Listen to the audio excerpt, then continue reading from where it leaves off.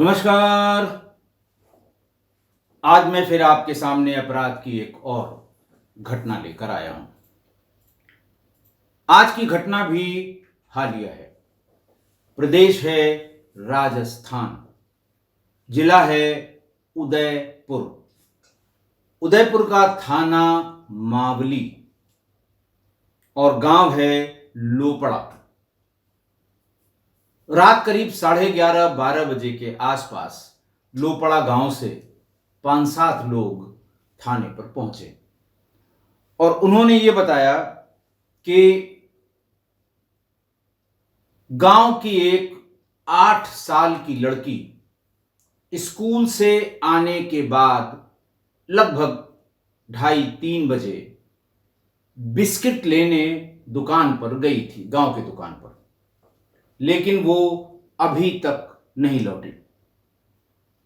पूरे गांव ने अपने अपने घर, छोटी नाली नाले, पानी की टंकियां, पानी के लिए वहाँ राजस्थान में अंडरग्राउंड बहुत ढेर सारी टंकियां, सब ने अपने अपने घर पर या घर के सामने बने हुए इन पानी की टंकियों को भी अच्छी तरह से तलाश कर लिया। बच्ची का कुछ भी पता नहीं लग रहा है। पुलिस ने कहा ठीक है, आप बच्ची का हुलिया, एक फोटोग्राफ, ये सब दे दीजिए, मैं इसकी गुमशुदगी दर्ज कर लेता हूं। पुलिस ने फौरन 8 साल की उस बच्ची की गुमशुदगी दर्ज कर ली। गांव परेशान था। गांव बड़ा शांत गांव था और उस गांव के बारे में लोग उदाहरण दिया करते थे कि न तो यहाँ पर किसी तरह का कभी झगड़ा होता है, ना कोई क्राइम होता है। ऐसा नहीं होता जिसके बारे में पुलिस को कभी यहाँ आना जाना पड़े। यही बात एसओ ने भी कही कि अरे कहीं चली गई होगी, बच्चों के साथ खेल रही होगी, एक बार और देख लीजिए। आपका गांव तो थाना क्षेत्र के सबसे शांत और आदर्श गांव में हम लोग मानते हैं। बात ये 29 मार्च की थी और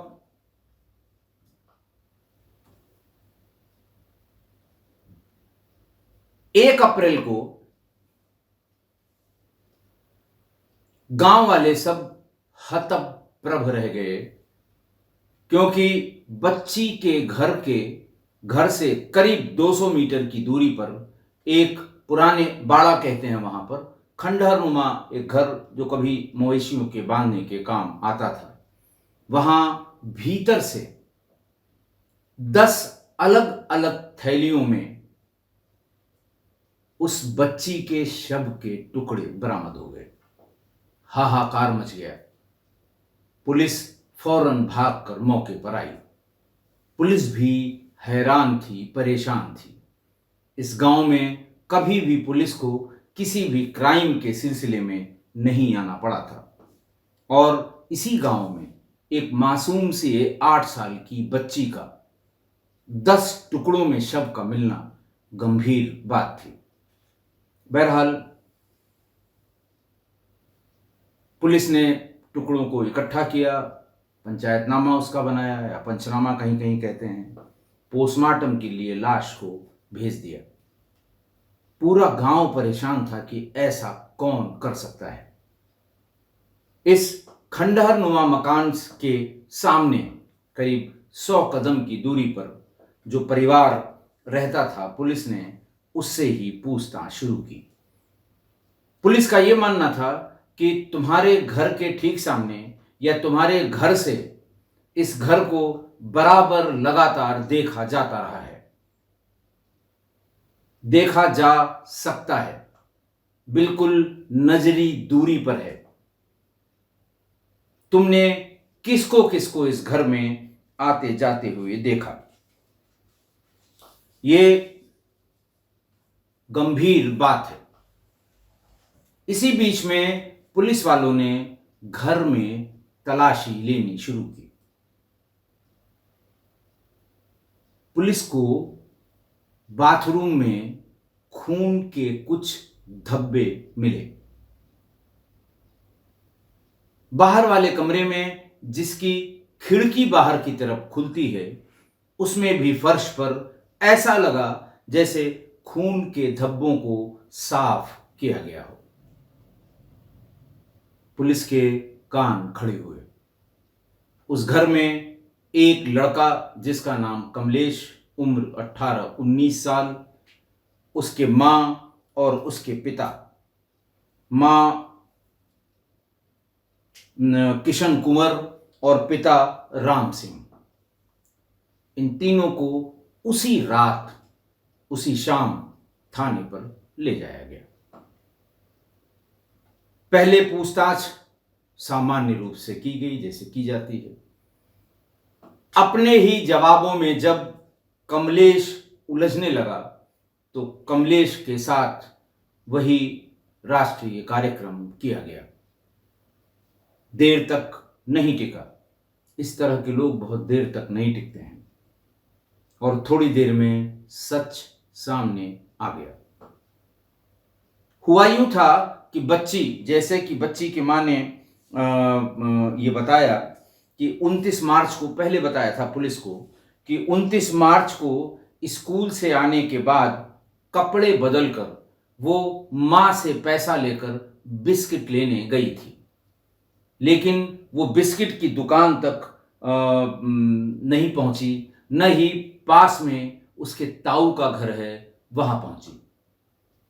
जब काफी देर हो गई, और वो टाइम ऐसा है कि बच्चे अपने दोस्तों के साथ खेलते कूदते हैं, जब टाइम बहुत हो गया तो पूरा गांव परेशान हुआ। फिर रात में थाने पर गया गुमशुदगी लिखवाने के लिए।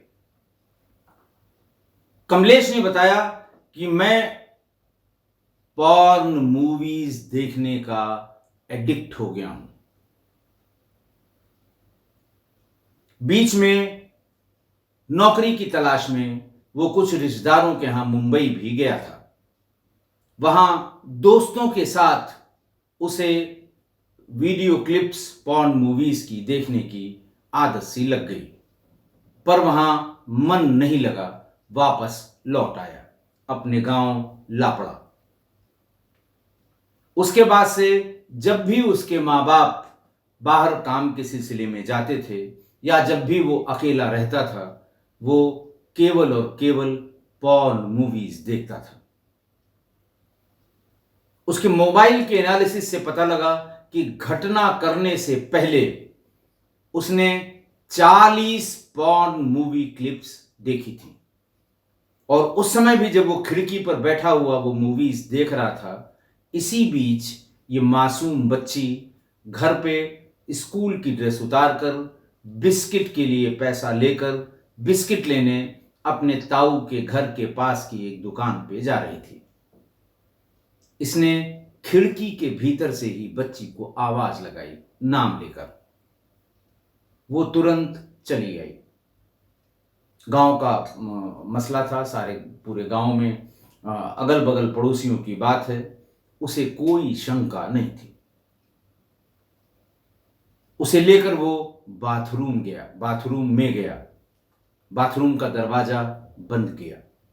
जैसे ही उसके साथ उल्टी सीधी हरकत शुरू की, वो चिल्लाने लगी। इसने फौरन एक कपड़ा उसके मुंह में ठूंस दिया। उसकी आवाज बिल्कुल बंद हो गई। फिर उस मासूम के सारे कपड़े उतार दिए। फिर उसके साथ वही वहशियाना, राक्षसी, जो भी आप कृत्य कह सकते हैं, उसने करना शुरू किया।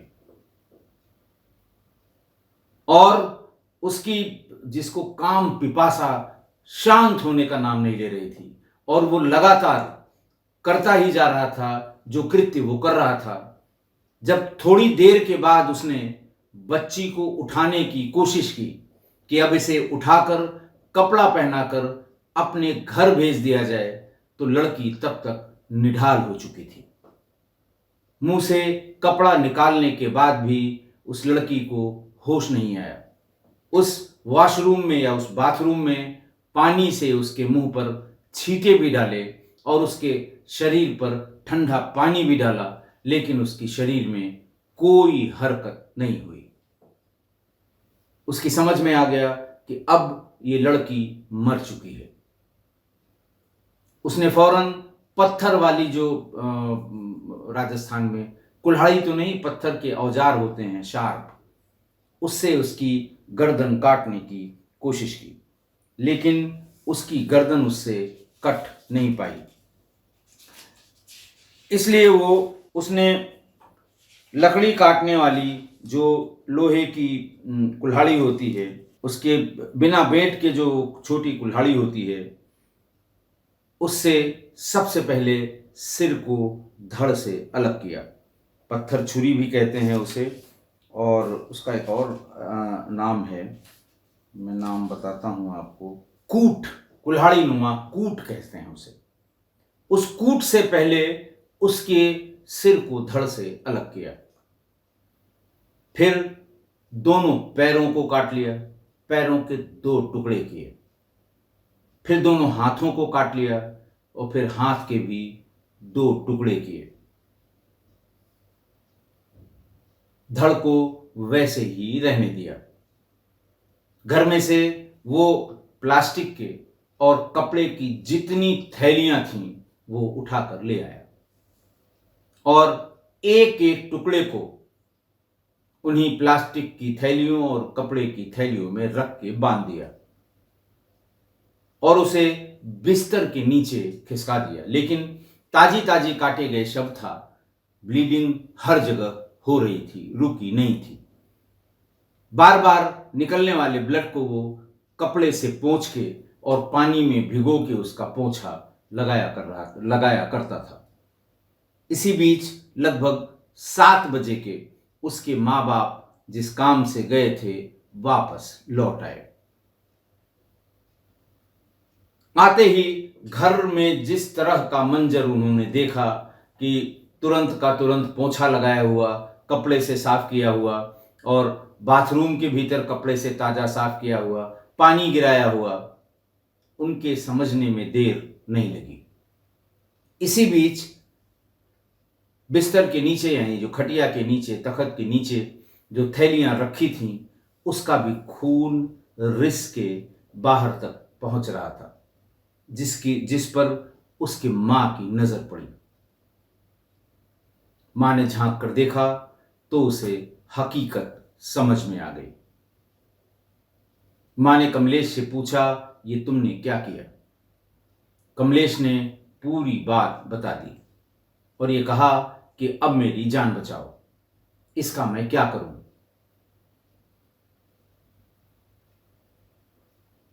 पूरी रात ये लोग इसकी तलाश में रहे कि अब इसको कहां डिस्पोज ऑफ करें, कहां ले जाएं। अगले दिन माँ बाप ने ये तय किया कि जो उनका खंडहर नुमा बाड़ा है उसी में ले जाकर फेंकते हैं। कुत्ते इत्यादि आते जाते रहते हैं, वो उसको घसीट कर ले जाएंगे और हो सकता है सड़ के ये बॉडी वहां खत्म हो जाए। उनकी मंद बुद्धि में जितनी चालाकी आ सकी वो चालाकी उन्होंने की और रात में 11 बजते बजते उनका जो पिता था, बाप,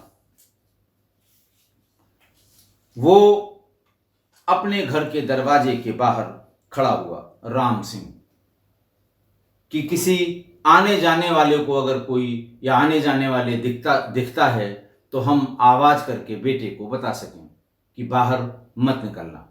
और मां उस खंडहर के पास दरवाजे पर खड़ी रही कि तुम इसको तब तक भीतर रखकर ऊपर से पुआल और इन सब चीजों से दबा दो, मैं देख रही हूं, अगर कोई दिखाई दिया तो मैं आवाज करूंगी, तुम समझ जाना। थोड़ी देर में ही उन 10 थैलियों को वहां रख के और उसके ऊपर पुआल उवाल ढक के ये चले आए।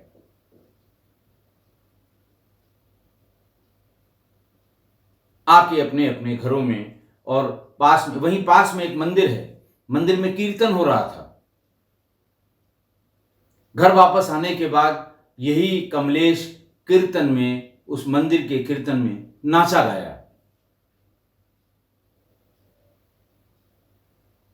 जब 1 तारीख को, अच्छा, इस बीच में परिवार वाले जहां जहां ढूंढने के लिए जाते थे, मां, बाप और कमलेश तीनों ही बराबर उस परिवार के साथ सांत्वना देने के लिए, ये कहने के लिए कि मुझे कहाँ देखना है, या ये कहने के लिए कि फलां जगह देखा कि नहीं देखा, मैं देख कर आता हूं, सहानुभूति जताते रहे।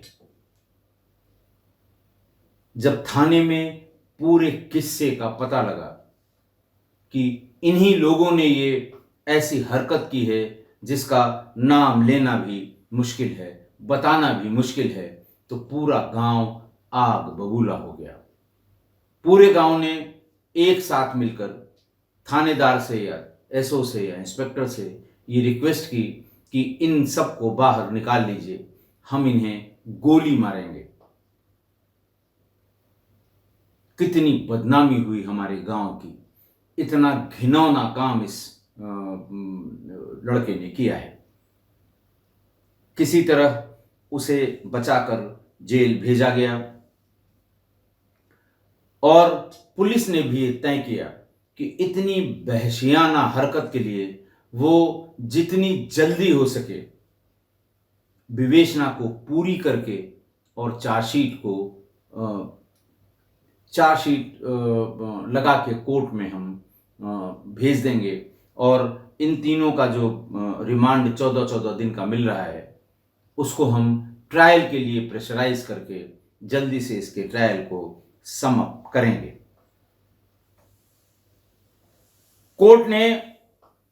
कोर्ट में इन्होंने 24 अप्रैल 2023 यानी सिर्फ 10 दिन में सारी कार्रवाई पूरी करके और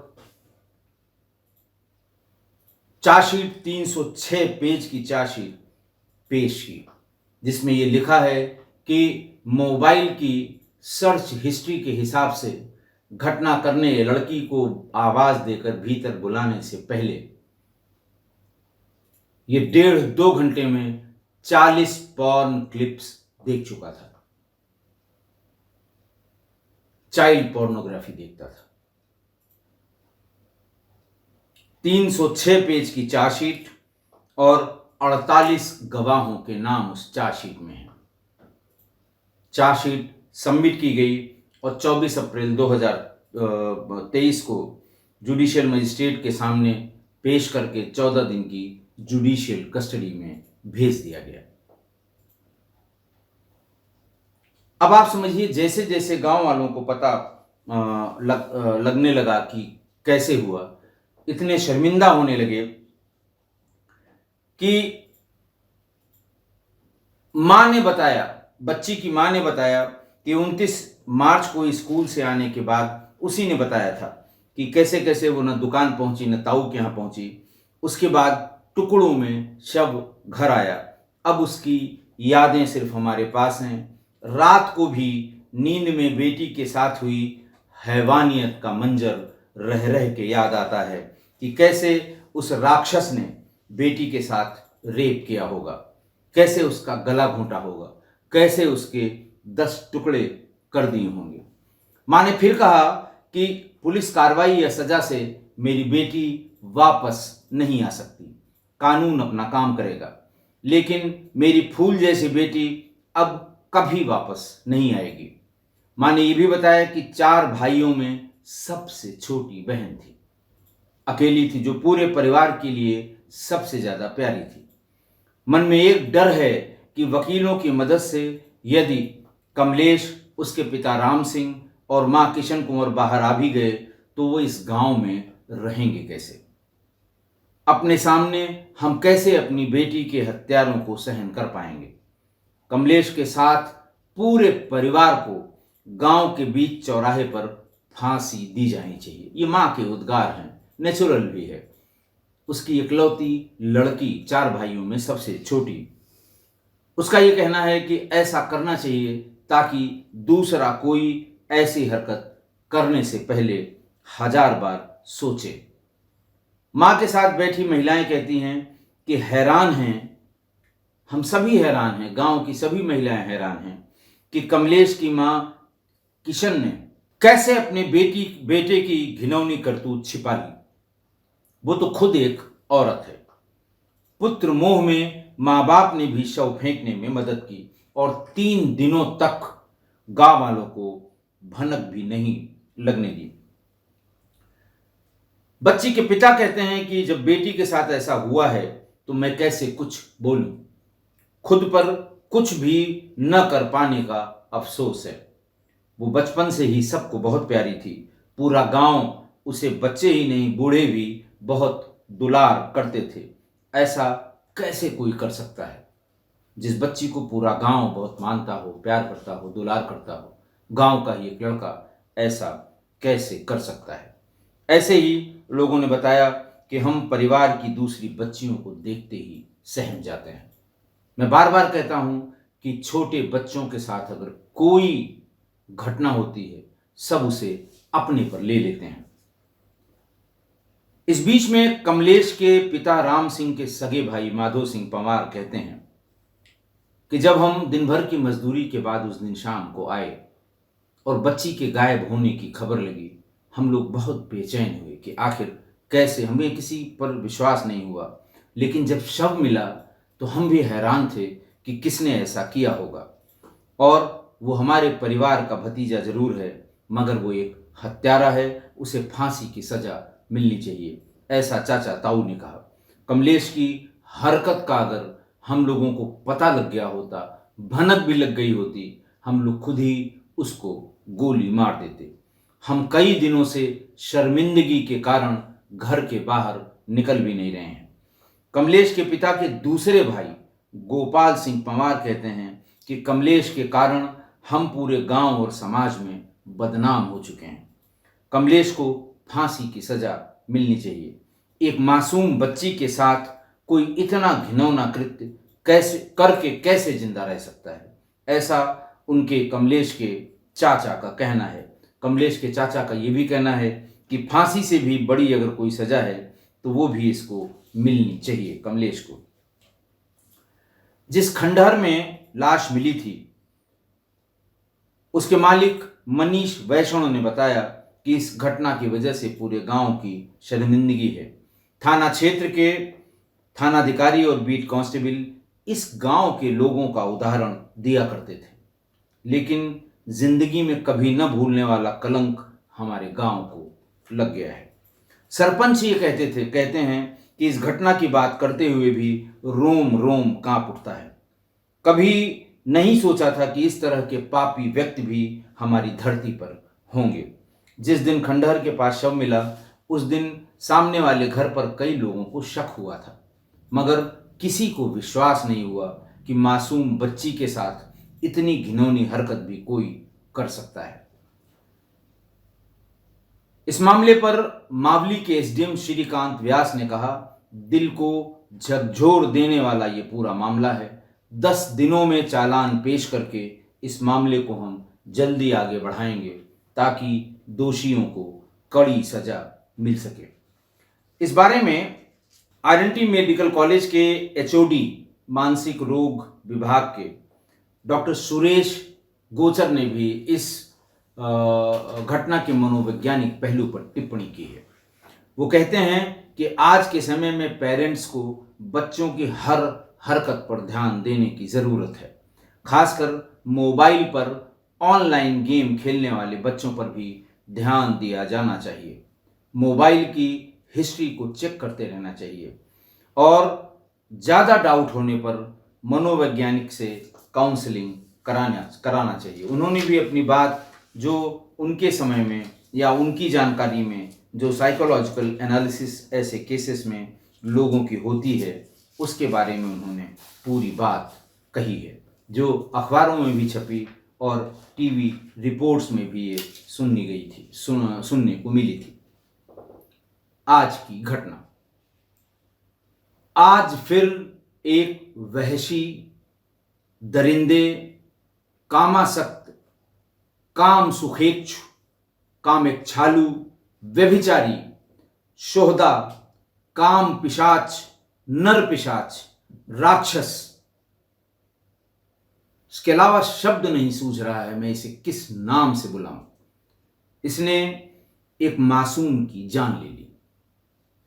इस काम लुलित को पता ही नहीं चला कि उसके कुकर्म के दौरान बच्ची ने दम तोड़ दिया है। वो जब तक उसकी काम पिपासा बनी रही, वो मरने के बाद भी शव के साथ कुकर्म करता रहा। कारण वही मोबाइल, वही इंटरनेट, वही पॉर्न मूवीज, उसकी क्लिप्स। कितनी बार मैं बता चुका हूं कि ये अल्पवयस्क मन को कितना दूषित कर देता है। हर पेरेंट को अपने बच्चों, अगर बच्चे उनके बहुत ज़्यादा मोबाइल में पड़े रहते हैं, मोबाइल के बिना मतलब घर से बाहर निकलते नहीं, कोई खेलने नहीं जाते, बच्चों के साथ घूमने नहीं जाते, सिर्फ और सिर्फ मोबाइल, तब मोबाइल की हिस्ट्री जरूर चेक करें। क्योंकि वो जितना मोबाइल में लीन होंगे, वो किसी न किसी दूसरे रास्ते पर जा रहे हैं। तभी उनको अपनी दुनिया या अपना परिवार, अपना घर, अपना पड़ोस, अपना गांव, अपनी कॉलोनी अच्छी नहीं लगती और वो उसी राह पर भटकते रहते हैं। आज इस घटना को बताते समय मेरे मन में इस दानव के लिए, इस राक्षस के लिए मन कर रहा है मैं इसे जी भर कर गालियां दूं। पहली बार इतने एपिसोड्स की संख्या बहुत हो गई है। 3 साल से मैं इससे भी खराब अपराधों के बारे में बता रहा हूं आपको, आपके सामने आ रहा हूं, एनालिसिस करता हूं, आज की घटना बताता हूं, लेकिन आज पहली बार मेरे मन में इसे चिल्ला कर जी भर के गालियां देने का मन करता है। मन कर रहा है इस समय कि जितनी गालियां मैंने अपने सर्विस में ऐसे लोगों के प्रति भड़ास में निकाली हैं, आज सारी गालियां मैं इसको दूं। कम से कम दिल का ये बोझ हल्का होगा कि ऐसे लोग भी समाज में हैं। लेकिन ये उचित प्लेटफॉर्म नहीं है। हमारे किस्सा गोई परिवार के बहुत से भद्र पुरुष और भद्र महिलाएं एपिसोड सुनती हैं। इन गालियों का उच्चारण ऐसे लोगों के सामने सर्वथा अनुचित है। लेकिन आज अपने मैं इस भारी मन को खाली करने का सिर्फ एक ही तरीका आज मेरे दिमाग में, इस कुंठित दिमाग में, मैं इस व्यक्ति के प्रति कुंठित हो गया हूं, कुंठाग्रस्त हो गया हूं। वो तभी हल्का होगा जब मैं जी भर के गालियां दे लूं इसको। शायद इस तरह की बात करते समय आपके मन में ये गलतफहमी है, बहुत से लोगों के मन में गलतफहमी है कि पुलिस वालों को गालियां सिखाई जाती हैं, पुलिस वालों की गालियों की ट्रेनिंग दी जाती है, गालियों की क्लासेस चलती हैं। लेकिन मैं आपको ये क्लियर कर दूं, आज किसी भी पुलिस ट्रेनिंग कॉलेज में, किसी का मतलब किसी भी देश भर में कभी ना गालियों की कोई क्लास चलती है, ना गालियों की कोई ट्रेनिंग दी जाती है। पर ऐसे ऐसे राक्षसों के कारनामे जब भी पुलिस को अपनी सर्विस के दरमियान इस तरह के राक्षसों से रूबरू होना होता है, तो ये गालियां जुबान पर अपने आप अवतरित हो जाती हैं, होने लगती हैं। पहली बार जब इस तरह का, तो उसके जुबान पे अचानक ये गालियां अपने आप आने लगेंगी और धीरे धीरे ऐसी घटनाओं से रूबरू होते होते, साबता पढ़ते पढ़ते आप पुलिस वर्किंग में ये आदत एक सामान्य सी हो जाती है। गालियां सामान्य भी होती हैं, विशिष्ट भी होती हैं और अति विशिष्ट भी होती हैं। इनके बोलने के तरीके में भी अंतर है। सामान्य मानसिक स्थिति में दी जाने वाली गालियां, क्रोध में दी जाने वाली गालियां, सिंगल यानी सिंगल शॉट गालियां, एक एक करके गालियां दी जाएं, और धारा प्रवाह गालियां, बर्स्ट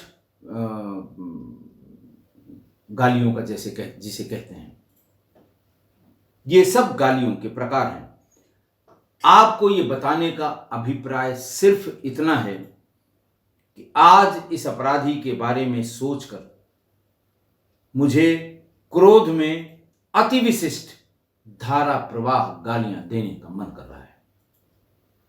पर इस सार्वजनिक प्लेटफॉर्म पर, इस सोशल मीडिया के बड़े प्लेटफॉर्म पर ऐसा मेरे लिए करना अनुचित भी है, संभव भी नहीं है। लेकिन फिर कभी, आशा है आप मेरी इस बात से सहमत होंगे। आज के लिए इतना ही। बहुत बहुत धन्यवाद।